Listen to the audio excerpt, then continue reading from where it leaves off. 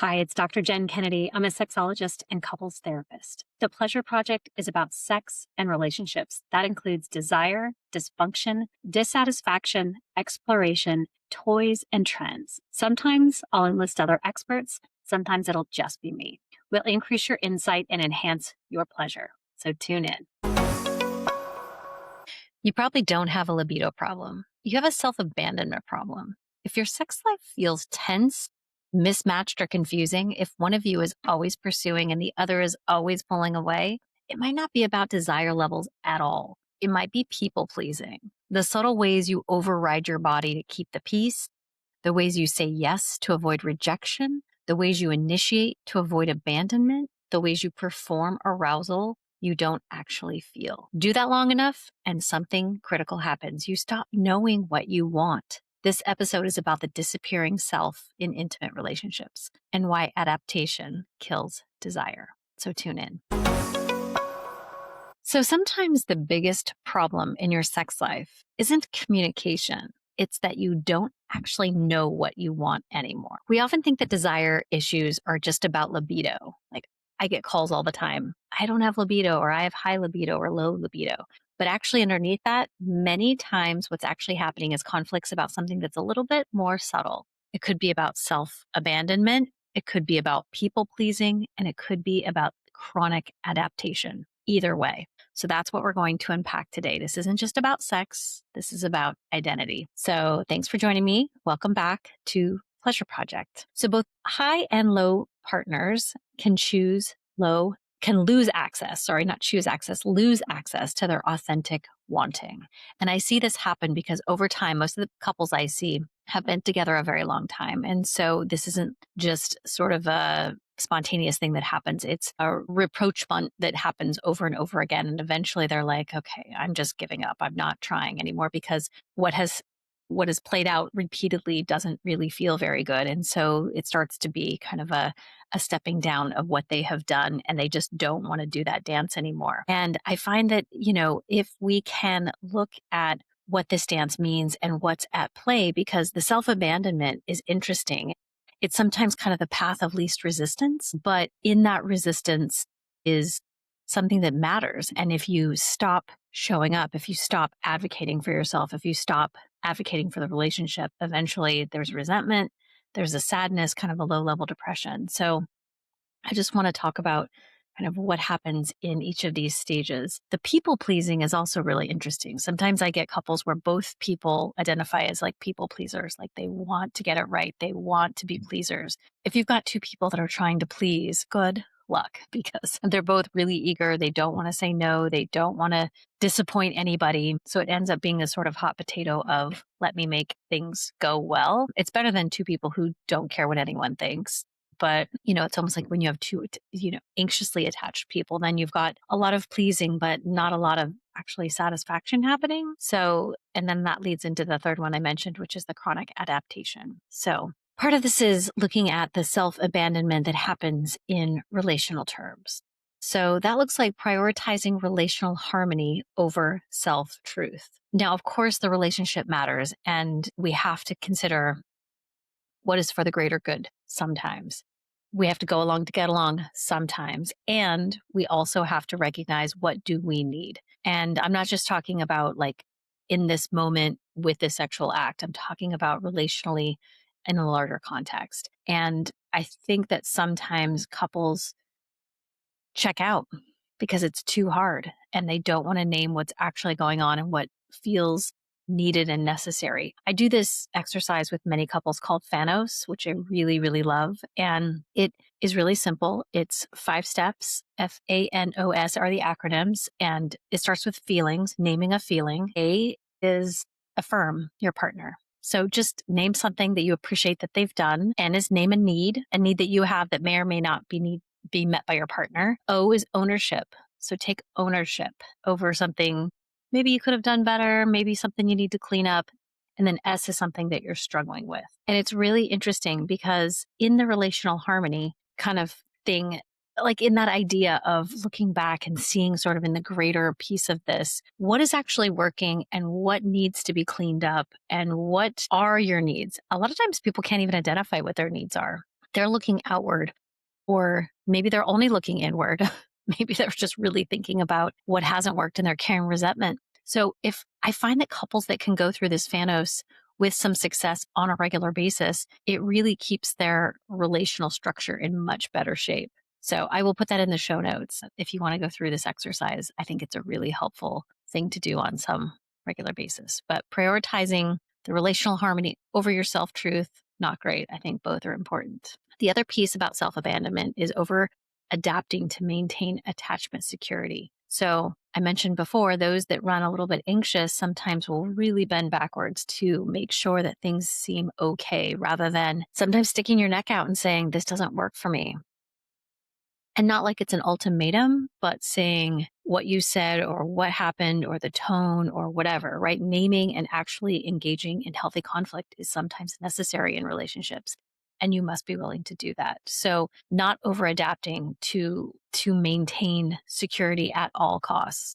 I think you just can't do that. So you can't do that in service of the self-abandonment in that way doesn't ultimately serve you or the relationship. Lastly, suppressing internal cues to avoid conflict, rejection, or shame.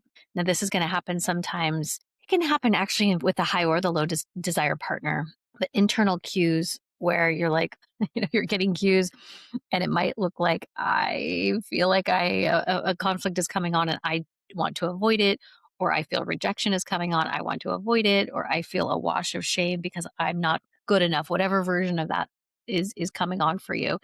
And so to at all costs, you're trying to avoid those feelings. And sometimes you have to experience those feelings. Conflict, rejection, and shame are part of being in a relationship at times. And it's okay. You will survive. You'll get to the other side of it. So you can't abandon yourself to avoid those feelings and stay in a healthy relationship at all costs. Like you can't do that. So let's tie it over to the attachment dynamics. So anxiously attached partners may overperform desire to maintain closeness because more than anything, they want proximity. They want confirmation effort. And so sometimes they are going to do that at all costs, even at their own self. Sometimes what actually is true for them or what they wanted in terms of how this was going to manifest, they are going to mask that. That's what the anxious person sometimes is going to do, unfortunately. The avoidantly attached partner may suppress desire to maintain autonomy because they don't want to feel consumed and subsumed. They need some autonomy that is more important to them. Whereas like anxious person wants proximity. Sometimes the avoidantly attached person does not want too much. It starts to feel overwhelming. So they may suppress desire, even though they're feeling it. They may not act on it in the same way. The secure attachment, however, allows for differentiation. The securely attached person, which is what we're going for ideally, and what we're moving toward ideally in healthier relationships, allows for us to be close and for us to be separate. And wanting is okay, is acceptable, is tolerable within themselves and within their partners without a collapse, an inner collapse. So because desire really does require differentiation. So we want desire to be present, but it also requires the ability to have differentiation, meaning I'm separate from you and you might want different things than me. If you cannot tolerate your partner being disappointed, you cannot access your own erotic truth. So at times your partner is going to want different things or dislike what you said or did or how you touch them. You have to be able to tolerate that. That is a normal process of negotiating desire and erotic experiences. So let's look at the high desire and the people pleasing that tends to sometimes manifest in that dynamic. So the higher desire partner, which was on the previous podcast that I did, you might want to tune into that.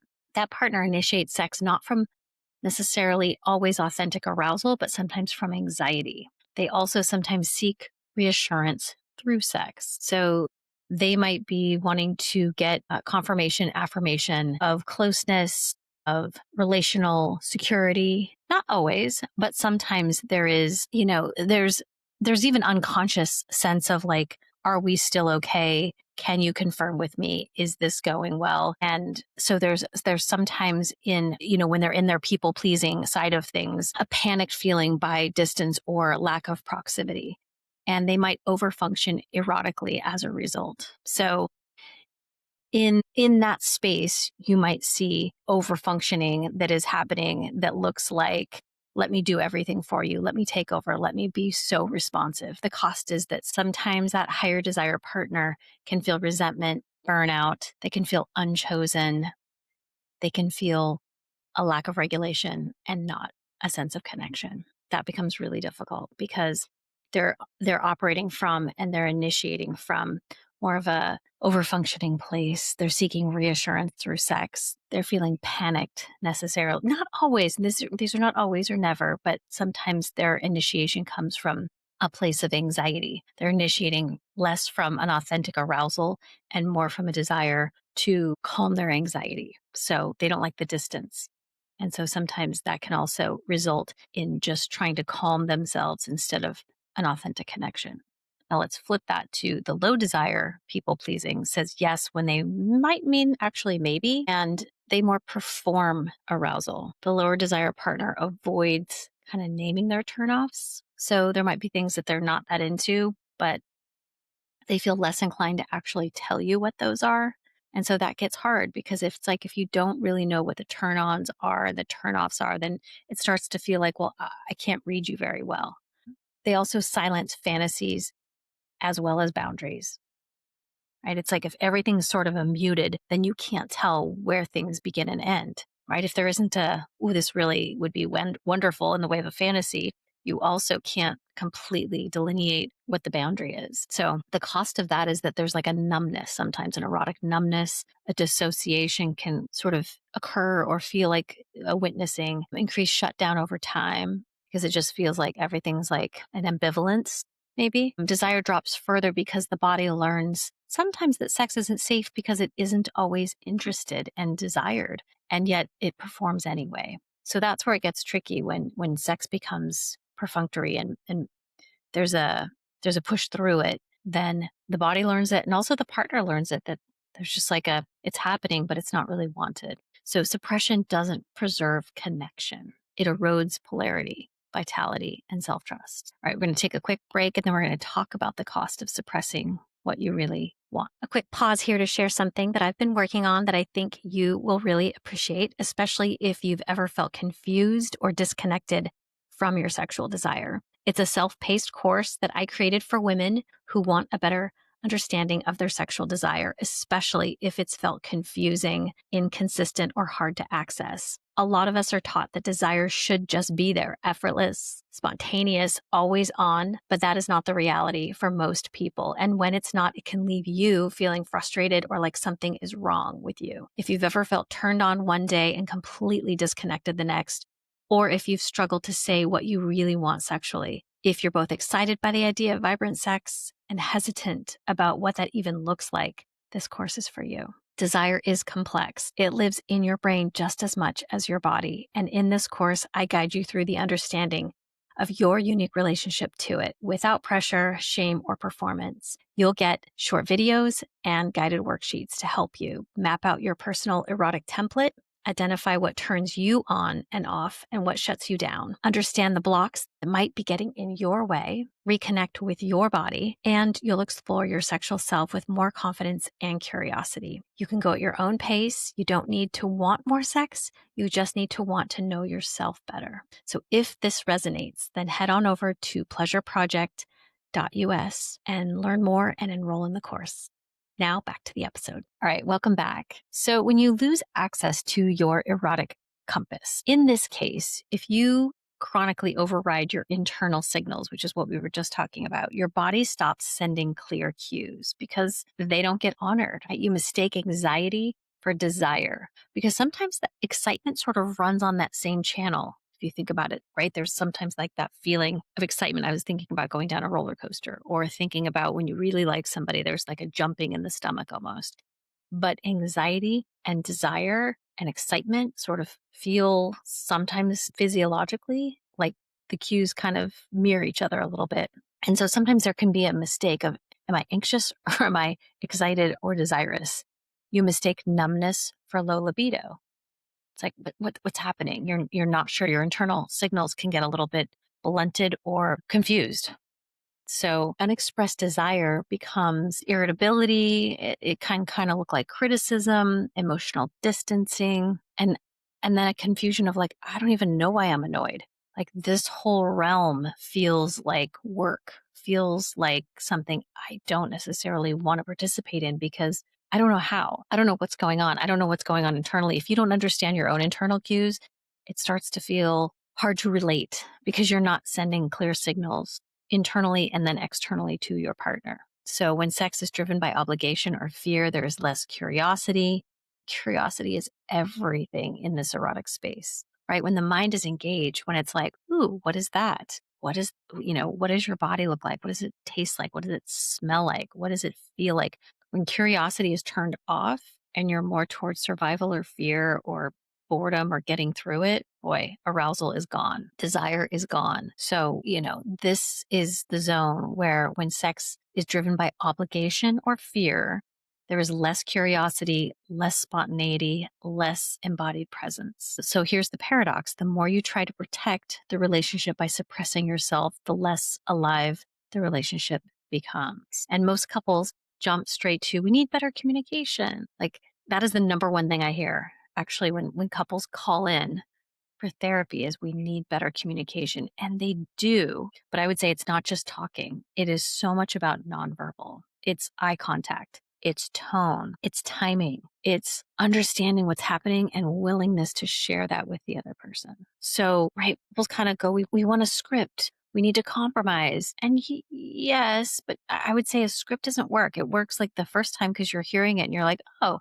but then after you hear the same script, or if you try to return and go to the same place, the same way, the same time, the same thing, it's not going to work because you already know. And it feels like you're just in a routine and it feels like you're trying to play out the same thing that's worked before. And I don't know, it's not going to work the same. So the deeper problem is you cannot communicate a desire that you yourself have not reclaimed. This is kind of where actually this is where my course begins, because I've always been of the mindset like you can't really take someone down a road that you haven't been or that you aren't currently comfortable going. So helping someone understand your own mapping is going to be really important. And so my Pleasure Circle course actually talks about a lot of this, right? What are the main things that impact women's sexuality? And the reality is the main areas that I cover affect everyone's sexuality. Now there's differences between men and women, but a lot of this stuff, because I've run through this course with